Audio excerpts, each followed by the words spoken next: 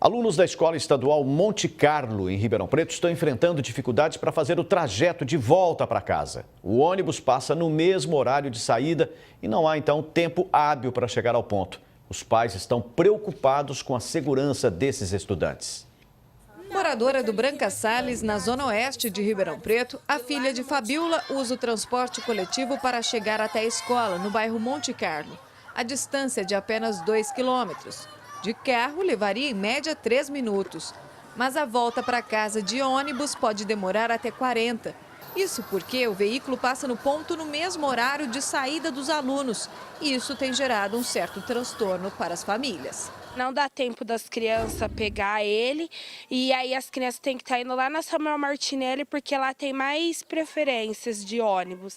E é muito perigoso que as crianças têm que estar atravessando 2 avenidas para chegar até a Samuel Martinelli, né? Então é muito perigoso. A linha do Adão do Carmo São José é a única que pode atender os estudantes do Monte Carlo. Os ônibus passam no intervalo de quase 35 minutos, tempo que só serve para aumentar a insegurança. Se ele passasse meio de 25, dava tempo de pegar o ônibus lá. Funcionários e professores que dependem do transporte coletivo também sofrem com esse horário.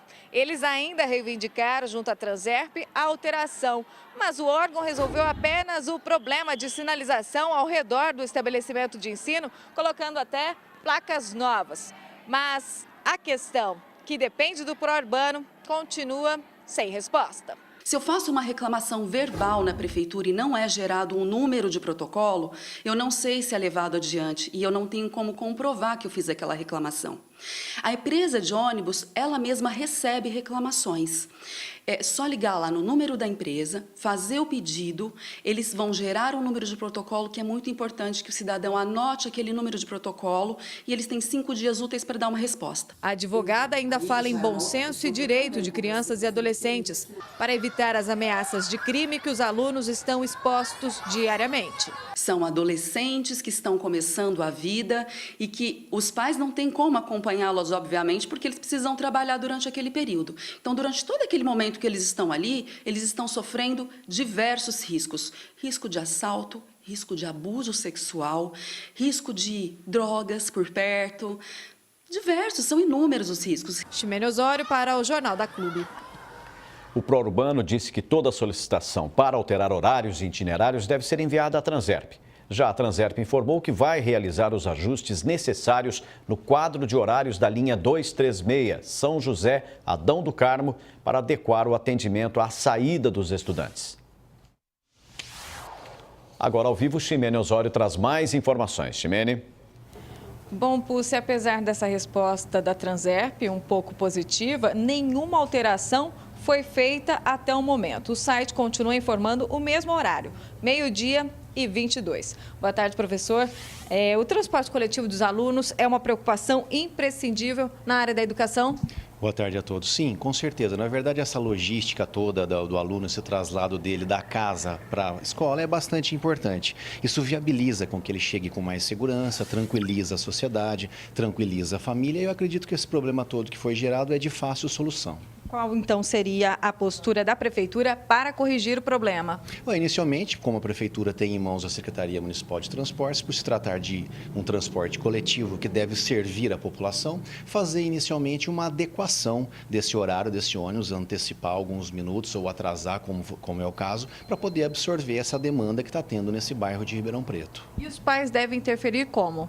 Olha, cobrando da gestão escolar, da própria Secretaria Municipal de Educação, da própria Secretaria de Transportes, que isso fosse resolvido. Uma das possibilidades seria, caso tenha um número grande de alunos que fazem uso dessa linha, fazer uma reunião com os pais, se for o caso, solicitar que fosse dada uma autorização por escrito e que alguns deles pudessem sair alguns minutos mais cedo. Isso não ia deixá-los em condições de vulnerabilidade. O que deixa eles vulneráveis é ficar depois exposto na rua para poder pegar o próximo horário do ônibus. Agora, esse problema mostra a falta de integração entre as secretarias.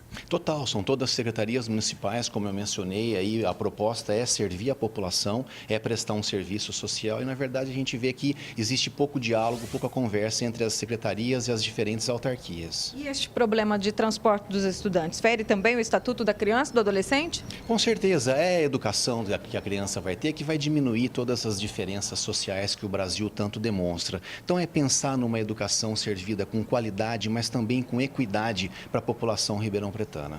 Agora, o fato também indica que o município não demonstra grande preocupação com a educação estadual.